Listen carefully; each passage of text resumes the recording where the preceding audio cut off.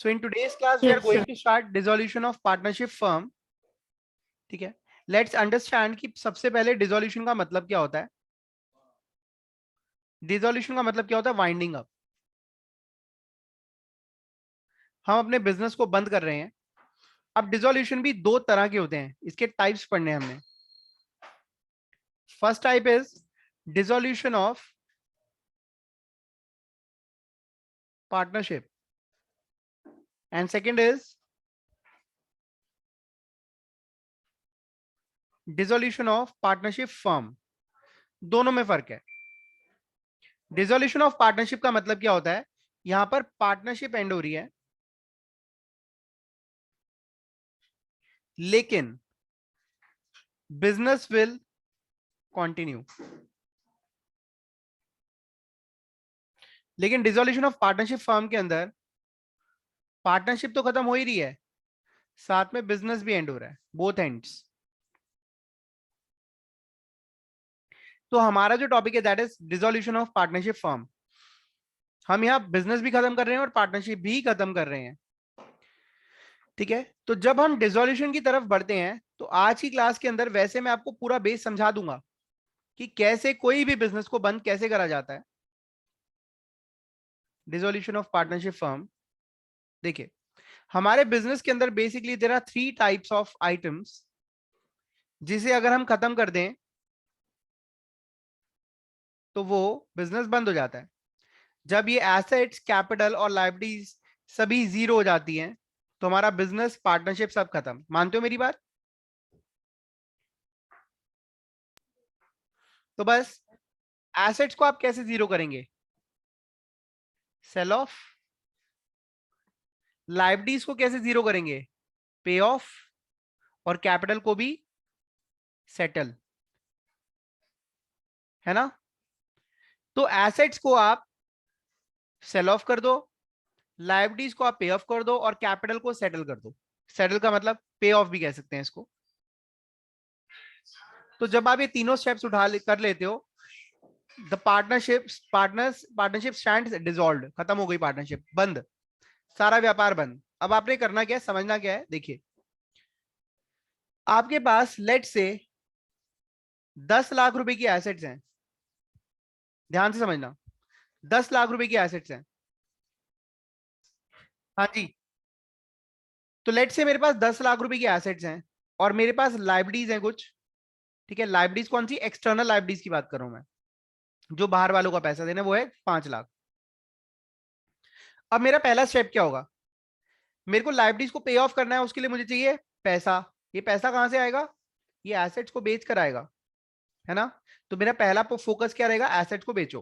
तो एसेट्स को मैं बेचता हूं, जिसे हम बोलते हैं रियलाइजेशन ऑफ एसेट्स. क्या बोलते हैं? Realisation of assets. लेट से सोच रहा हूं मैं, एसेट्स ज्यादा की बिक गई, 12 लाख की बिक गई, तो मुझे कितने का फायदा हो गया? 2 लाख रुपए का फायदा हो गया. Okay, this is called realization profit. Realization profit.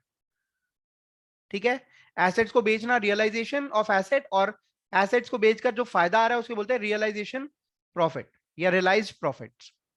Libraries को, अब ये जो पैसा है इससे मैं अपनी लाइब्रेरीज पे करूंगा. ठीक है, अब मैं लाइब्रेरीज को पे कर रहा हूँ. लाइब्रेरीज को जब मैं पेमेंट करने गया तो लाइब्रेरीज को मुझे 6 लाख रुपए देने पड़ गए, 5 की जगह.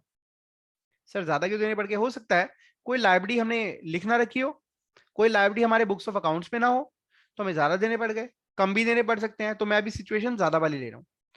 तो लाइब्रेरीज को मैंने 1 लाख रुपए फालतू दिया. जब मैं लाइब्रेरीज को पे करता हूं तो उसे बोलते हैं रियलाइजेशन ऑफ लाइब्रेरीज, रियलाइजेशन या फिर settlement of libraries. Okay, libraries मैंने रियलाइज कर दी. अब मुझे यहां पे आ गया लॉस. अगर मैं ओवरऑल देखूं तो मुझे रियलाइजेशन पर प्रॉफिट हो रहा है, लॉस? कौन आंसर देगा? रियलाइजेशन पे मुझे प्रॉफिट है, लॉस? प्रॉफिट हो रहा है. कितने का प्रॉफिट हो रहा है? 2 लाख का प्रॉफिट माइनस 1 लाख का घाटा, 1 लाख का प्रॉफिट आ गया, है ना? अब बताओ, मैं इस 1 लाख के प्रॉफिट को क्या करूंगा? मैं चुन्नू मुन्नू को दे दूंगा. ये चुन्नू मुन्नू कौन होते हैं? हमारे बिजनेस के पार्टनर्स, राइट?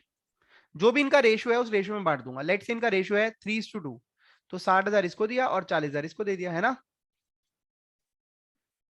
ठीक है, अब मुझे करना क्या है? मेरे पास 12 लाख रुपए आए थे, जिसमें से मैंने 6 लाख रुपए लाइब्रेरीज वालों को दे दिए, बचे कितने? 6 लाख बच गए। ये 6 लाख रुपए मैं किसको दे दूंगा? किसको दे दूंगा? पार्टनर्स को। कितना दूंगा? जितनी उनकी कैपिटल है।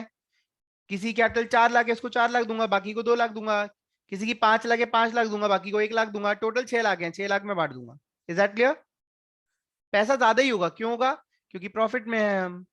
लॉस में होते तो कम हो सकता था, लेकिन जितना देना है उतना तो होगा ही होगा, क्योंकि हम क्या फॉलो करते हैं? Double entry system. तो डबल एंट्री सिस्टम में हमारे पास उतना ही पैसा बचेगा जितना इनको हमने देना है। ठीक है? जिनको समझ आ गया वो मुझे फटाफट बताओ, फिर मैं आपको एक गुड न्यूज देता हूं। तो जब भी आपको डिसोल्यूशन कवर करना है, just watch this class for 2 और 3 मिनट्स। आपका डिसोल्यूशन ऑफ पार्टनरशिप फॉर्म खत्म, आपको याद आ जाएगा आपने क्या करा है। अब सिर्फ अकाउंटिंग ट्रीटमेंट ही तो बचा है, सार तो आपके सामने है। एसेट्स को बेचना है, लायबिलिटी को पे करना है, बचा कुछ पार्टनर्स को दे देना है। Let's start this chapter now. ठीक है, अब मैं इसके अकाउंटिंग पार्ट पे आ जाता हूं। देखिए, रियलाइजेशन के अंदर एक बहुत ही महत्वपूर्ण चीज है जिसका नाम है रियलाइजेशन अकाउंट। कौन सा अकाउंट? Realisation account. ठीक है, स्कूल में सबको बताया जाता है रियलाइजेशन अकाउंट बनाओ। क्यों बनाओ? किस लिए बनाना? मैं आपको समझाता हूं। रियलाइजेशन अकाउंट के अंदर, ये रियलाइजेशन अकाउंट बनाने का पर्पस क्या होता है? तो हमारे अकाउंटिंग की प्रिंसिपल्स हैं। जब भी आप कोई नई एक्टिविटी कर रहे हो, लाइक एक्टिविटी ए, तो उस एक्टिविटी ए का अकाउंट बनाओ। उस एक्टिविटी से इनकम देखो कितनी आ रही है, उस एक्टिविटी पे खर्चा कितना हो रहा है वो देखो, दोनों कंपेयर करो, तो एक्टिविटी ए का प्रॉफिट आ जाएगा या लॉस आ जाएगा। एक्टिविटी बी कर रहे हो आप, कोई नई एक्टिविटी कर रहे हो, एक्टिविटी बी का अकाउंट बनाओ। बी के खर्चे देखो, बी की इनकम देखो। इनकम ज्यादा है तो प्रॉफिट, एक्सपेंस ज्यादा है तो लॉस आ जाएगा, राइट? सिमिलरली इस एक्टिविटी का नाम क्या है? ये जो डिसोल्यूशन की एक्टिविटी है, इसका पूरा नाम क्या है? This is called realization process. हम अपनी एसेट्स और लायबिलिटी को रियलाइज करते हैं, तो इसके लिए हम एक नया अकाउंट बनाते हैं। इस एक्टिविटी का नाम क्या है? रियलाइजेशन। तो इसका अकाउंट का नाम क्या होगा? Realization account. कमाई को एक तरफ लिखो, खर्चों को एक तरफ लिखो। कमाई ज्यादा है तो प्रॉफिट, खर्चे ज्यादा है तो लॉस। समझ आई बात? जब हमारा पार्टनरशिप बिजनेस खत्म हो जाता है, ठीक है, तो हम अपनी एक अकाउंटिंग एजम्पशन को भूल जाते हैं। वो उसका उसका एप्लीकेशन भी खत्म हो जाता है। पता है कौन सी? 3 अकाउंटिंग एजम्पशंस होती हैं। पहली गोइंग कंसर्न, दूसरी एक्रूअल, तीसरी कंसिस्टेंसी। ठीक है, ये तीनों की एप्लीकेशन कब होती है? जब बिजनेस लंबे समय तक चलेगा। ठीक है, आज की डेट में ये बिजनेस एंड हो चुका है, तो गोइंग कंसर्न एजम्पशन खत्म हो चुकी है, राइट? तो जब गोइंग कंसर्न एजम्पशन खत्म हो गई, तो आपके पास एसेट्स, लायबिलिटीज, कैपिटल, ठीक है, इनका मीनिंग भी खत्म हो गया। ये सब क्या बन चुके हैं? एक्सपेंस और इनकम। क्लियर है? एसेट्स और लायबिलिटी, कैपिटल सब आपके लिए एक्सपेंस और इनकम की तरह है। बेसिकली मैं एसेट्स और लायबिलिटीज की बात कर रहा हूं। ठीक है, एसेट्स और लायबिलिटीज क्या बताते हैं? फ्यूचर में इतना पैसा आना है, इतने बेनिफिट्स आने हैं, फ्यूचर में इतना पैसा देना है। क्लियर है? लेकिन आज वो गोइंग कंसर्न खत्म, सब कुछ आज ही करना है, सेटल करना है। तो आप गोइंग कंसर्न यहां पर खत्म हो जाती है, और आज हम बनाने जा रहे हैं रियलाइजेशन अकाउंट। और ये कैसे बनता है फटाफट देखो। सबसे पहले मैं आपको रियलाइजेशन अकाउंट बनाना सिखा रहा हूं। करना क्या है आपने?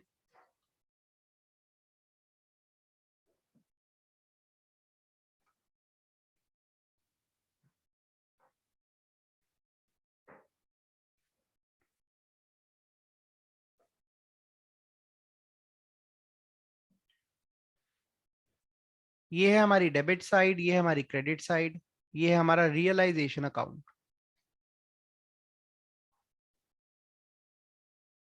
Particulars, amount, particulars, amount. ठीक है, कोई पूछेगा ये कौन सा अकाउंट है, इसका नेचर क्या है, तो आपने आंसर देना है ये नॉमिनल अकाउंट है। ठीक है, नॉमिनल अकाउंट वो होता है जिसके अंदर सारे खर्चे और सारी इनकम्स आती है। ओके, तो पहला स्टेप आपने याद रखना है, आपने अपनी एसेट्स को बेचना है ना।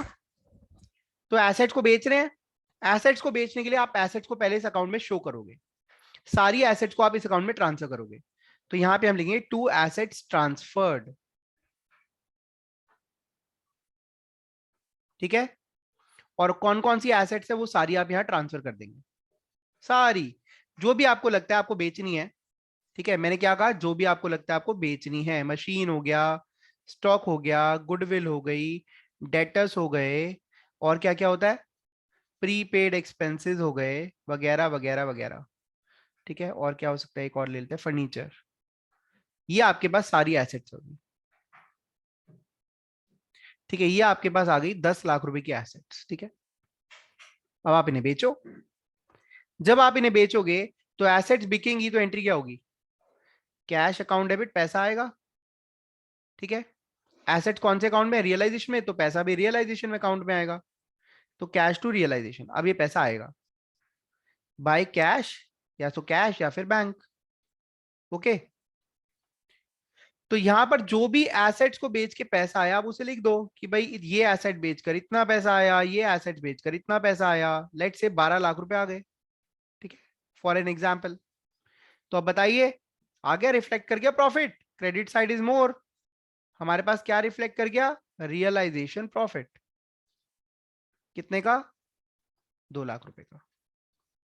अच्छा, एक बात और याद रहे, कई बार आप एसेट्स को बेचते नहीं है, कोई एसेट पार्टनर भी ले जाता है, तो उस केस में आप यहां लिख देंगे बाय पार्टनर्स, कैश की जगह पार्टनर से वो पैसा काट लेंगे, तो पार्टनर के कैपिटल अकाउंट से वो पैसा कट जाएगा। और यहां हम लिख लेंगे जो एसेट पार्टनर ने टेक ओवर करी है, assets taken over bye partner, ठीक है, ठीक है, ओके। नेक्स्ट स्टेप, पैसा आ गया, अब लाइबिलिटी को पे कर दो। तो जरा लाइबिलिटी को भी इसी तरफ ले आते हैं, लाइबिलिटीज को भी यहीं ट्रांसफर कर लेते हैं, एक तरफ एसेट्स आ जाएंगे, एक तरफ लाइबिलिटीज, अलग अलग अकाउंट नहीं बनाने पड़ेंगे। तो बाय लाइबिलिटीज ट्रांसफर्ड, अब लाइबिलिटीज में अलग अलग तरह की लाइबिलिटीज होती है, क्रेडिटर्स भी होते हैं, लोन भी होते हैं, आउटस्टैंडिंग एक्सपेंस भी होता है, एटसेट्रा एटसेट्रा, ठीक है। लेट से हमारे पास लाइबिलिटीज है 5 लाख रुपए की, ठीक है। कौन से अकाउंट के अंदर है, रियलाइजेशन अकाउंट में। अब जरा लाइबिलिटी को पे करो, लाइबिलिटी को पे करते तो एंट्री क्या होती है, कैश जाता है और लाइबिलिटी डेबिट हो जाती है ना। अब लाइबिलिटी रियलाइजेशन में है तो रियलाइजेशन से ही पेमेंट कर देते हैं, realisation account debit to cash, okay. तो यहां पर जब भी लाइबिलिटी पे होगी एंट्री क्या हो जाएगी, टू कैश अकाउंट या फिर बैंक अकाउंट। क्या लिखेंगे यहां पे हम, लाइबिलिटीज पेड, लाइबिलिटीज पेड, ठीक है। अब जो लाइबिलिटी जितने की भी पे हुई हम उसकी लिस्ट बना लेंगे यहाँ पे। लेट से हमने लाइबिलिटी को पे करे 6 लाख रुपए, 6 लाख रुपए। अब बाकी सारी चीजें आप मत सोचो, सिर्फ ये बताओ 5 लाख देने थे, 6 लाख पे किए, तो क्या आ गया, realization loss by realization loss, कितने का, 1 लाख रुपए का।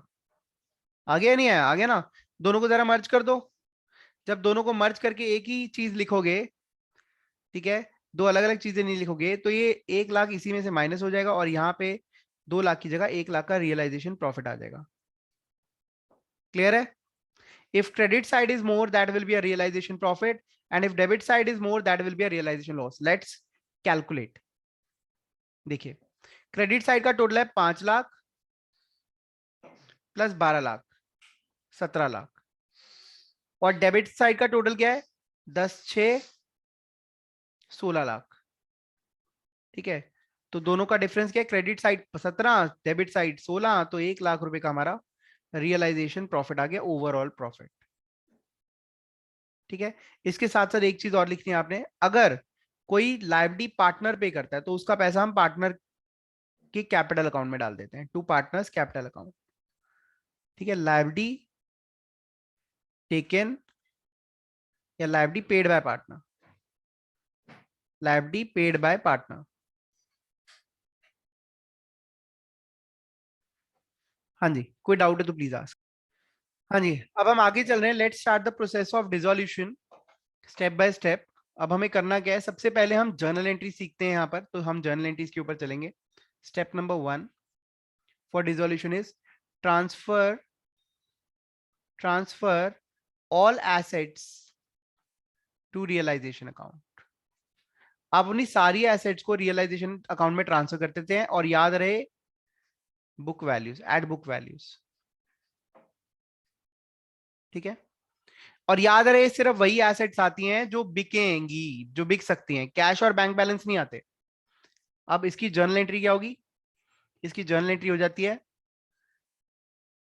Realisation account debit. रियलाइजेशन की डेबिट साइड पे आती हैं सारी एसेट्स, तो realization account debit to assets. ठीक है, यहां आ जाएगा being assets transferred note, assets not to be transferred. कौन सी एसेट्स को आपने ट्रांसफर नहीं करना है? पहली, लोन टू पार्टनर्स। अगर आपने लोन टू पार्टनर है, पार्टनर को लोन दिया हुआ है, ठीक है, लेकिन loan given to partners.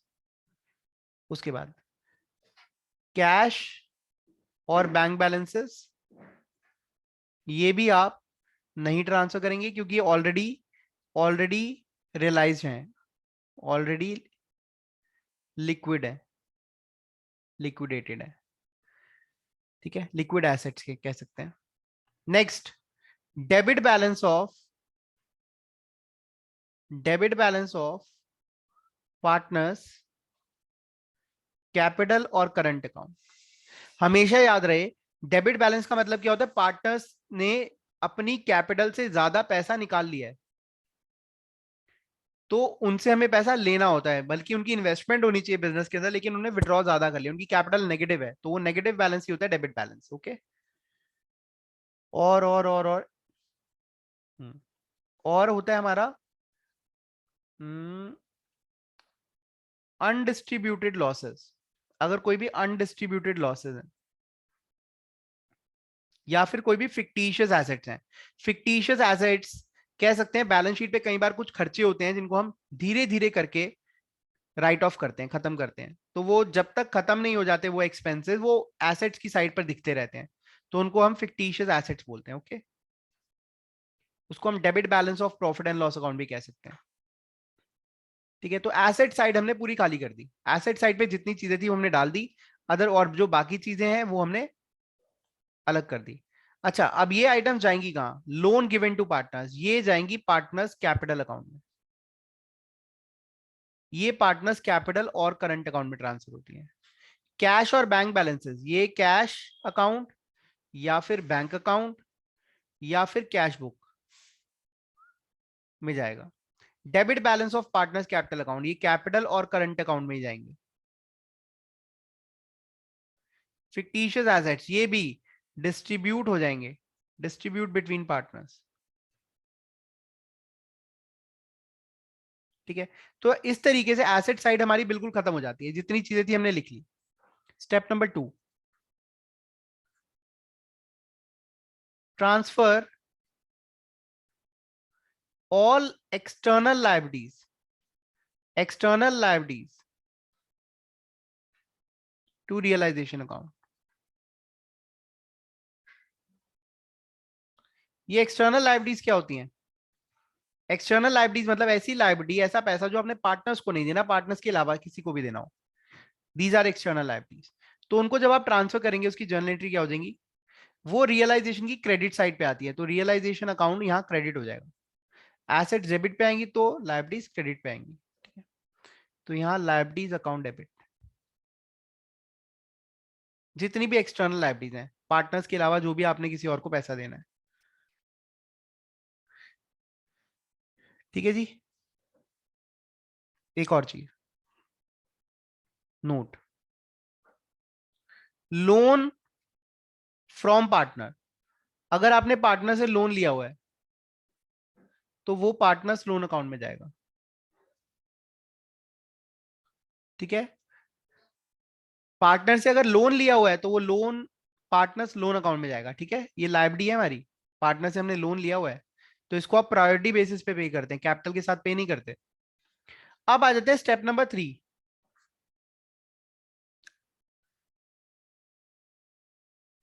Transfer of reserves and surplus capital transfer हो चुकी है लेकिन रिजर्व्स बचे हुए हैं। रिजर्व्स पता है ना, प्रॉफिट हम जोड़ के रखते हैं, उनको हम रिजर्व्स बोलते हैं। तो आपने बात ध्यान रखनी है, if any reserve is related to any asset और लायबिलिटी, एसेट और लायबिलिटी, अगर कोई भी रिजर्व किसी एसेट और लायबिलिटी से रिलेटेड है, ठीक है, तो वो रियलाइजेशन अकाउंट में जाएगा। ठीक है, transfer to realisation account, transfer to realisation account. ठीक है, on the opposite side, on the opposite side of related asset, related asset और लायबिलिटी। मैं छोटा सा एग्जांपल देता हूं। ठीक है, ये हमारा रियलाइजेशन अकाउंट में आपको बना के दिखा रहा हूं। ये रियलाइजेशन अकाउंट है और यहां पे आपने अपनी इन्वेस्टमेंट्स को दिखाया हुआ है, इन्वेस्टमेंट्स को दिखा दिया। तो यहां पे investment fluctuation reserve credit side पे दिखाएंगे आप, investment fluctuation reserve credit side पे आएगा।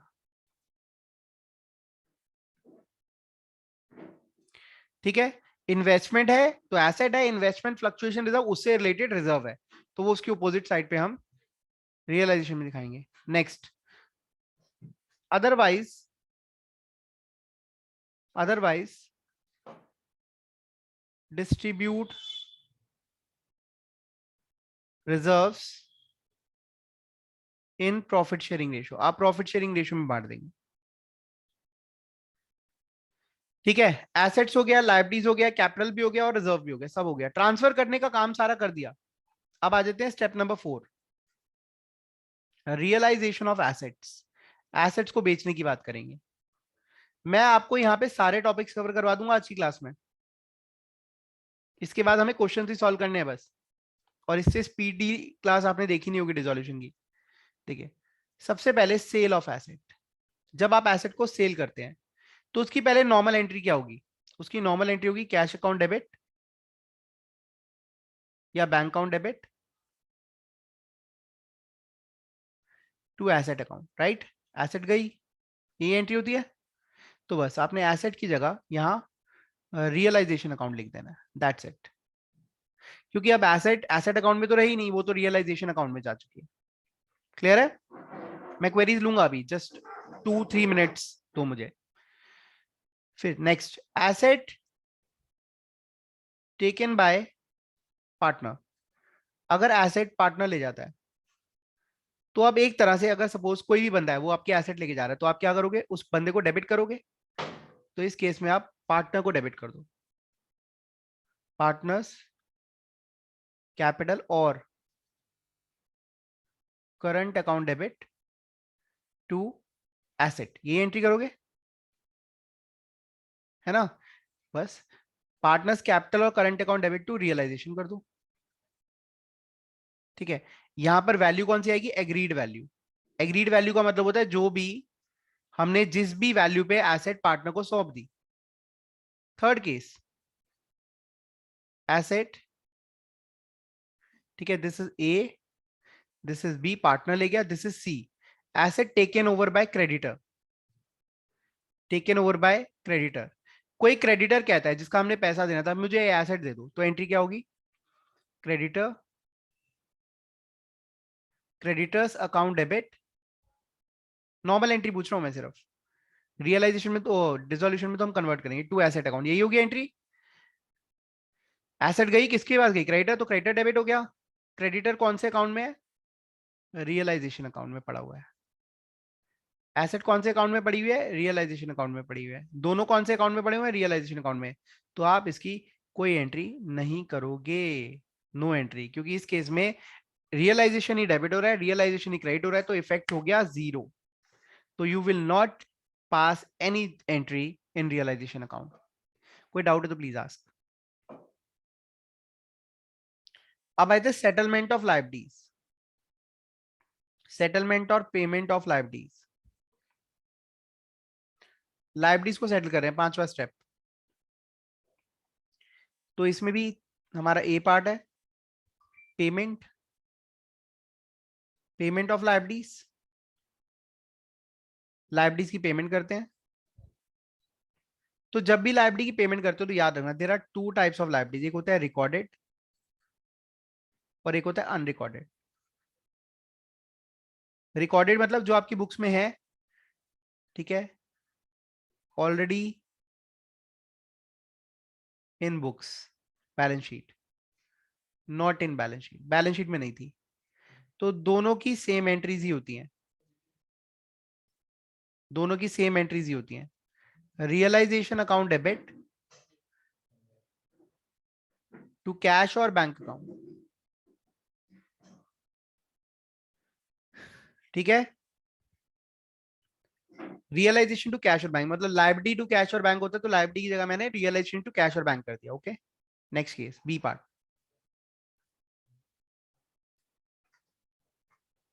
Liabilities paid by, liabilities paid by partner. अगर वो लाइबिलिटीज पार्टनर पे कर रहा है, हमारी लाइबिलिटी पार्टनर पे कर रहा है, तो in that case we are going to give that amount later to partner, right. पार्टनर को वो पैसा देना है, तो पार्टनर्स कैपिटल, पार्टनर्स कैपिटल और करंट अकाउंट क्रेडिट हो जाएगा, ठीक है। पैसा देना है, किसको देना है, पार्टनर को देना है, तो पार्टनर अकाउंट क्रेडिट कर देंगे। And debit will be again, liability debit होगी और लाइबिलिटी कहां पर है, रियलाइजेशन अकाउंट में, रियलाइजेशन अकाउंट डेबिट। तो सेम है, पैसा दे रही है तो टू कैश और बैंक देना है, तो जिसको देना है उसको क्रेडिट करो भाई, ठीक है। एंड थर्ड केस कौन सा है, थर्ड वही है कि लाइबिलिटी को एसेट दे दी, तो ये वही वाला केस है जिसमें नो एंट्री होगी। ओके, सो इसमें कोई डाउट है तो पूछो, फिर हम आगे चलते हैं। अब सिर्फ 2 से 3 मिनट के अंदर हमारे टॉपिक खत्म होने वाला है,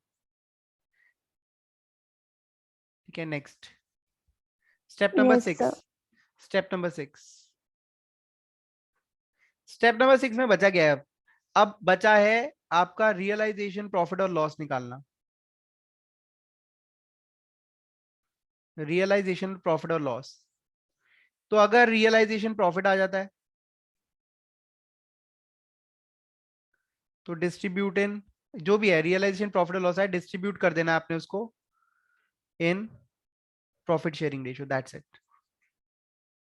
जब आप नेक्स्ट ईयर मेरे पास बीकॉम में आएंगे तो मैं आपको एक और नया टॉपिक कराने वाला हूं, उसके अंदर ऐसा नहीं होता। उसके अंदर एक रूल है, that is called Garner versus Murray rule. ये यूट्यूब पे मेरी वीडियो डली हुई है ऑलरेडी, गार्नर वर्सेस मर्रे, और काफी सारे व्यूज भी हैं इस पे। गार्नर वर्सेस मर्रे रूल वहां पे ये अप्लाई हो जाता है, ठीक है। तो वो काफी फेमस हुई थी मेरी वीडियो, तो you can see Garner versus Murray rule. आप मेरे चैनल पे डालोगे तो आप देखोगे उसमें काफी सारे व्यूज हैं। हाँ जी, तो इसको आप बांट देंगे प्रॉफिट शेयरिंग रेशो के अंदर। अगर आप कहे हो जर्नल एंट्री क्या होती है, तो देखो रियलाइजेशन प्रॉफिट है, रियलाइजेशन प्रॉफिट है, तो entry will be realisation account debit to partners, ठीक है। और अगर लॉस है तो उल्टी कर दो, partners to realisation, partners to realisation. Okay, next step 7, last रह गया फाइनल सेटलमेंट्स। अब रह गया सिर्फ पार्टनर्स ही पार्टनर्स। फाइनल सेटलमेंट में सबसे पहले हम बात करते हैं पार्टनर्स के लोन की। पार्टनर्स लोन, कौन से लोन, जो हमने उनसे लिए हुए हैं, ठीक है। जो उन्होंने हमसे लिए हैं वो तो हम उनसे काट ही लेंगे, लेकिन अगर हमने उनसे कोई लोन लिया वो पहले पे करेंगे, ठीक है। तो इसमें we have two cases, if capital is positive, if capital is positive, capital positive है तो आपको लोन पे करना है पहले, pay loan first then capital.